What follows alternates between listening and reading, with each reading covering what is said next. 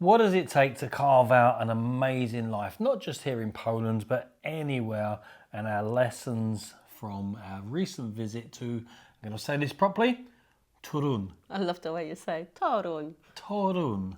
Torun. Torun? It's just lovely the way you say it. I just love it. It's coming up next. But Torun. before that, I'm the Brit. I'm the wife. And this is a Polish life. And I stole your line. You usually say that, don't did. you? And we are carving out what we hope to be an exceptional life here in Poland. We're not just here to survive, we're here to thrive. At the moment, I think sometimes it feels a little bit more like surviving than thriving. We're laying down our foundations. We know where we want to go, roughly. I don't think we've completely cemented the vision, but we're getting there. And it seems to be working. We're enjoying it. We're loving life here in Poland. You know, there's things we want to improve on. And let's talk about it. What do you want to start with? I think let's start with, if you want to create an exceptional life, Aga, what is the first thing you would say to someone that they should do? I think the definition of exceptional life is different to all of us. My exceptional life is different to yours, even though we live together. We might have similar likes and dislikes, but the idea is still slightly different.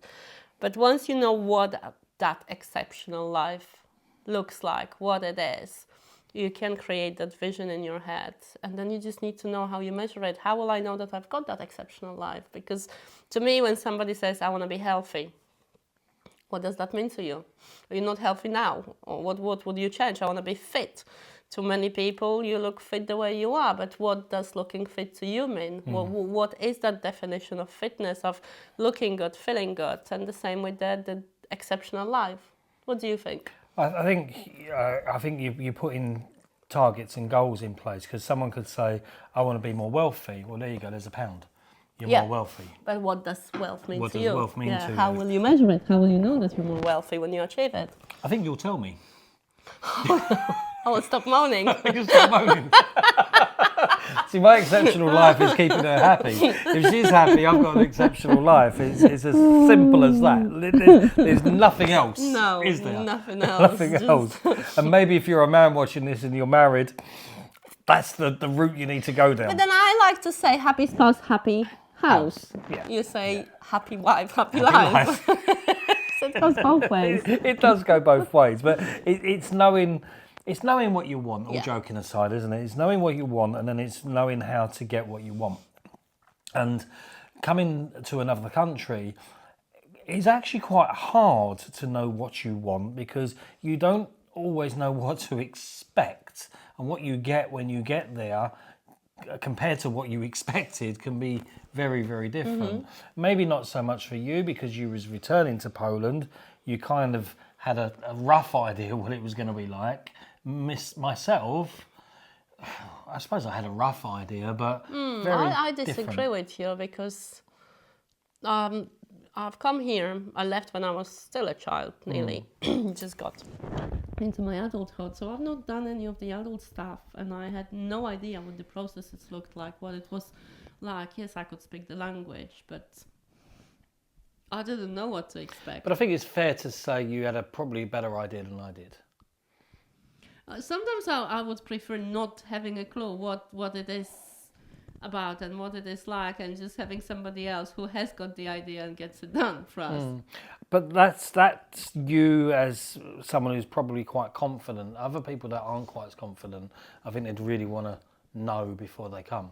They wouldn't just jump in and think, let's just see how it goes, and let's work it out as it goes. And I wouldn't recommend anybody really, certainly if you're going to move abroad, just go abroad and think, oh, I'll see how it goes. No, we'll make it up as we go along. It's such a big decision. It's a really big decision, isn't it? And maybe we didn't even take it as we didn't think about it as much as we should have. We kind of jumped into an opportunity. But then sometimes, and this is why when you're coached by people, we're coaches and we help people in their business, we help people in their life. What works for one doesn't work for the other.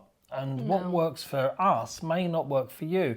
It's all about you finding your own path and what works for you, as we've got to as well. And sometimes you see an opportunity and you have to jump in. For us, anyway, we see an opportunity here and we just jumped in with everything we had. We did, but it also felt right. Everything just seemed to make sense. We don't know how it's all going to work out yet, but it feels right. And we just followed our gut feeling. That's right. And if you don't, you can miss out on opportunities. But if you do, you can make a lot of mistakes. But as I always say to anybody I coach is a mistake is a learning curve. You know, it's never really a mistake unless you don't learn from it. If you learn from it, then you find out at least how it shouldn't work, and then you can tweak it and make it work. And we've done many things here that haven't worked and hasn't been good for us, but we've learned. What have we done in here? I think we didn't set boundaries. That was my main thing. My main thing was we didn't come in here with boundaries of we're here to work and this is what we want to achieve and this is our time. And I think we wasted a lot of time. That was probably the biggest one for me. I don't know, because we were talking about the honeymoon period, and we came with the aim of having the honeymoon period and just taking things easy. And we didn't. And maybe it just lasted a little bit longer than we didn't set the boundary on the honeymoon period. This is our holiday period. You know, if you go on a holiday, let's say you're going to go to Tenerife, you go for 2 weeks, you relax, you party, it's over now, you get back into it. All right, you might have 3 or 4 days where you're struggling because you got to get back into work on that, and that's okay. But you have that cut-off period. We never had that cut-off period. We never had that time where, okay, this is how long we're here to relax and party and be around people, and this is when we start work. We kind of just sort of went with the flow and, you know, just fell into things rather than planning things. But we still managed to get a lot of things done. And with everything that we had going on, if we came with this attitude, okay, right, this is the work, this is what we do, this is what we do, could we be in a different position? Maybe, maybe not. I don't think we would, because that would put other stuff on delay and things. I think we would 100% be in a better position, 100%. I don't think, well, one of our properties would have been done as quickly as it was. I don't think it would rent as quickly as it did. I think it would. I think you're wrong. I think you're underestimating what you did with that property compared to what I did. And yes, I went with you to the shops and helped you load things and stuff like that. But I didn't do enough on getting coaching clients. I could have done it a lot quicker. Oh, yeah. Okay, I misread what you were saying, because I thought that if we put all of that on hold and we both were doing No, maybe I didn't explain myself properly. I think you've done a fantastic job with the property. You got it really, really well decorated. You got it way under budget, and we had a queue of tenants lined up. You couldn't have physically done any more than what you did, and you predominantly done most of it on your own with the help of the donkey work. I done donkey work, you know, I done a lot of lifting and carrying and moving and backwards and forwards, but that wasn't all of my day. And I think when I talk about the boundaries, I could have been saying to you, okay, right, from 9 in the morning, we get to Castorama. You've got to get there before 9 because you get free coffee. So 8:30 in the morning, we get to Castorama. We get kids to school early. We get a free coffee. We load up the van. We put it in the house. Then I come back and then I work. And then I get my coaching clients and do the YouTube and do all of that. We didn't really have that sense of planning. It was more or less, right, we'll do this. Okay, what are we going to do now? Maybe we'll do this. There's a phone call here. We go and do this. This person's going to come round and we sit down and talk to that person. We go and see this person. There was it was a bit wishy-washy. Really. Yeah, I think you're a bit too harsh on yourself in many ways, because I can imagine how difficult it was for you to come in here.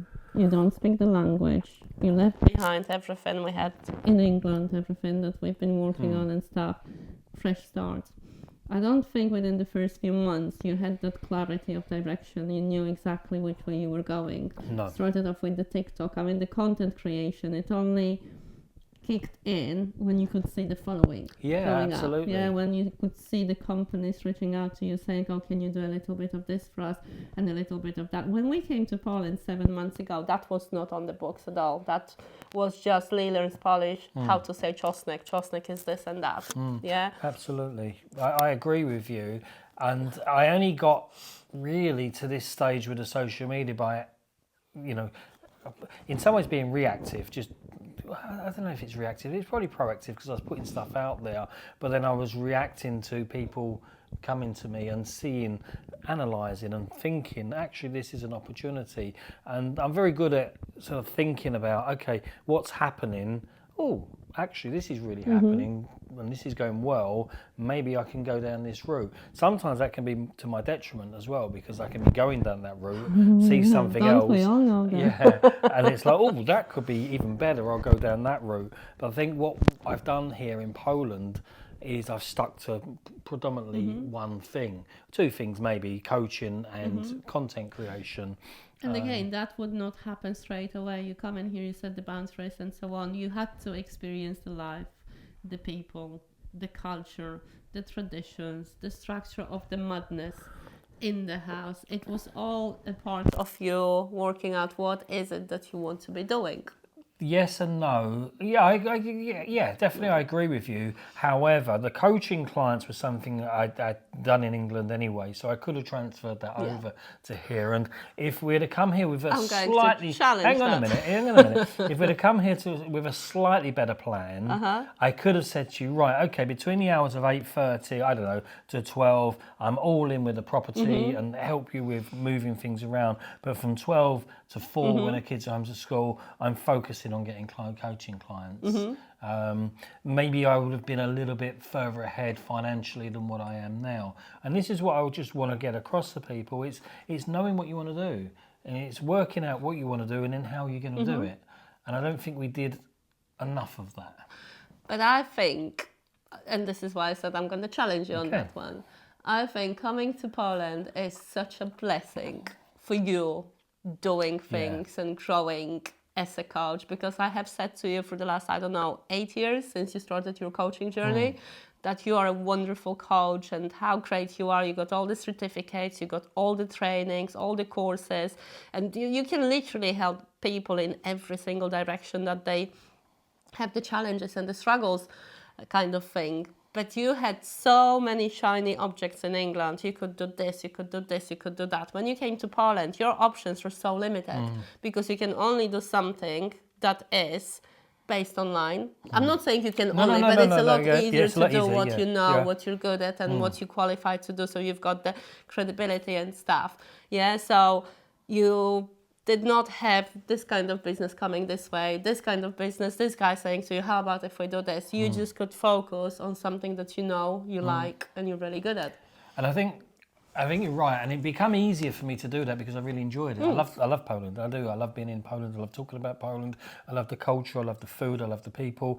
There's nothing really I don't like about it here. So for me to talk about Poland positively is very natural. It's not like work. It's just rolls off my tongue because I enjoy it so much. And as a consequence of that, I built up a big following and people now want to work with me and opportunities have come, which is really lovely. And we had a conversation just before this about niching down, whether niching down is a good thing or a bad thing. And I think with my niche, talking about Poland and being positive about Poland, that's helped me. And it's helped me stay focused. Now, you were saying that, is it Tony Chandler? Steve Chandler. Steve Chandler, a coach, says niching is like the black hole. You shouldn't niche. If you translate niche, it's from French. Apparently it means the black hole. So there's no such a thing as a niche. So he would be sort of just help anybody and everybody, which, I can do, but I'm getting a lot of people come to me to want to work with me now through the content of He Learns Polish, which is amazing. So, it's people just got to work out what works for them and what doesn't work for them. I think in the past, what really works for me is stuff I enjoy. If I enjoy stuff, then I'm much more likely to really go all in on it and make a success of it. If I'm doing something just because I think it will make me money, I can't get motivated. You lose interest really quickly, and then something else comes along. So for me, talking about Poland and being positive about Poland and helping people as a consequence of talking about Poland is really enjoyable. I really love it. You know what I enjoy the most about what you do at the moment? The fact that you are just being you. There's no filters, is there? No, there's no filters. You don't have to try really hard. There's no, like in the past, you would put things aside. I'm not being horrible. No, I know. I'm happy for you to talk about it. You would put things aside. I will only do this if I learn this skill, or I have to do this in order to do that. And now you just get on with it. I used to, when I wanted to be a coach, there was people I would follow like Grant Cardone. And big fish in a big pond. Yeah, big fish in a big pond, a billionaire, very, very successful. His content is great. He comes across really, really slick. He's very intelligent, and lots of money. And I used to think, I want to be him. That my content has to be like his content. So if I would do a video, I would have to put the best watch on. I'd have to make sure the watch was in the video. We were talking about that today. Yeah, it was. Yeah. I have to make sure my hair was good. I'd had a shave. I had nice clothes on. The surroundings. He would kick me out of the house for about 3 hours because he had to do one video. So I just kept walking and walking and walking. And when I got really bored and tired of walking, I would make a call. And what I hear, this was the best video so far. Now you ruined it, and I have to delete it and do it all over again. And you would really hard. Never ever post it. I could you never just had post this imposter syndrome. No, well, because it wasn't perfect. In my mind, it had to be perfect. And I think this is a massive lesson for people listening. It doesn't have to be perfect. Our videos here, they're not perfect. When I pick a video up... They're perfectly imperfect. Yes, but what's to say it's perfect? It might be perfect for you, but it might not be perfect for me. It might be perfect for 1,000 people that watch and 500 people that don't think it's awful, or 500 other people who watch think it's awful. You just don't know, do you? No, you can't appeal to everybody. You can only put out what you want to put out and make the most of your situation. And this is what I try to get across now to people. A lot of people are still thinking it's got to be perfect. I've got to be the most perfect person to get this woman, or I've got to be the most perfect person to get that job, or the most perfect person to even put myself on social media. You don't. I pick up the phone sometimes, first thing in the morning, my hair's messy, my eyes are bleary, they're watery, my nose is red, and I'll just get the camera and say what's on my mind, post it, and it can get so much reach. Yeah. And quite often it's them silly little ones that I thought 2 seconds about, where I look terrible, that do really well as a video. It's incredible. Whereas the other videos I was trying to do, where I was trying to be somebody else and trying to present this image of success and everything and show the watches off and all of that, never got any reach, never got any following. You never posted them. Oh, I did eventually. I did put some on TikTok and stuff like that. Did you? But yeah, I did, yeah. And it never really went anywhere, Because you were trying to be somebody else. Yes, you were not you. You were not I was in a authentic. 200 view club, Yeah. now, some of the views, 500,000. I had one on Instagram with over 1 million. Wow. So, I'm not saying this to blow my own trumpet. It was just a silly little video that I did off the cuff, posted it out, didn't think much of it, whoosh, it goes off. And that opens opportunities. So the lesson is, it doesn't have to be perfect. It doesn't. But you do have to have an idea where you're going. Yes. I don't think you can just chuck things out there into the ether and see what comes back. You won't attract that fantastic job just by chucking a CV out there and seeing what comes back. No, and it is okay to spend some time to try to find your direction. You don't always know where you're going, what you're doing, how things are going to work out. You don't have a clue, but give it a bit of time. Give it a bit of time. Start now, get perfect later, as Rob Moore says. Yeah, and this is what we did when we came to Poland. We did not have a clue what we were going to do, how we were. I mean, we had an idea because we invested some money into different pots and stuff, so we had a slight idea, but it was never going to be just that. We always wanted to do something else. We always wanted to do more, And I've got that nature where I always want to do more anyway. I'm never probably 100% not satisfied. sometimes. I always want to progress. I always want to get better. I always want to experience more things. Can't help it. But I do understand sometimes that can be too much detriment. I'm trying to rein that in a little bit, calm it down, focus on the social media, focus on the coaching, focus on building some wealth to maybe buy some more property, to rent out, to build that ecosystem and have a fantastic life. And they're the avenues we're going down, and you've got to find the avenues you want to go down as well. And if you are going to go abroad and live a life, really think about how you're going to make it happen when you go abroad. What are you going to do? You know, unless you've got millions in the bank and you can afford to sit on a beach in Thailand and drink margaritas all day and, you know, Have a Thai massage. Have a Thai massage and some of the things people think about doing. And if that floats your boat, that's great. But, you know, for us mere mortals and most of us, we need to work, we need to produce income, we need to do something to keep us motivated. Even if there was millions in the bank, Aga, and, you know, I didn't have to work, I'd still work. You would still work and you would still learn. Because I can't not. Yeah, I think like you're it. one of them people where progress equals happiness, like literally. When you feel that you're progressing, that you're learning, that you're doing something, that's when you're happy. When you feel that you're a bit stuck and you haven't been doing Much to grow your knowledge and stuff, that's when it gets really miserable. As soon as I get miserable, it's going to get lazy, lethargic. I start to put on weight. Fed and I don't up, feel good frustrated. About myself. Yeah. So you've got to know. Tony Robbins says, doesn't he? There's patterns to everything. Yeah. And you've got to recognise your patterns. And the first thing about success is these pattern recognitions. And for me, I recognise if I start to become wealthy and then I start to fall back on my laurels and think, okay, the money's there, the success is there, I don't need to push myself anymore, that's when things start to implode for me, because I start to feel lethargic, I start to put weight on, I start to feel unhealthy, I don't feel great about myself, and it goes backwards. Whereas if I can constantly progress, constantly learn something, constantly do something to move myself forward, then I can keep control of my weight, I can keep control of my energy, I feel good about myself, and I still want to do things. So that's my pattern recognition. What about the pattern utilization? Well, the utilisation is me working out how I can build my habits so they are conducive to what I want to do. So, for instance, I'll give you an example. I was looking at habit stacking the other day, and I recognise I come down in the morning and the first thing I usually do is look at my phone, spend a little bit of time messing around on that, not really understanding what's going on because I'm just scrolling, getting a coffee and doing that. And I'm looking at it thinking, well, actually, that's a bad pattern. So how do I utilise this to make it a better way of working? Right.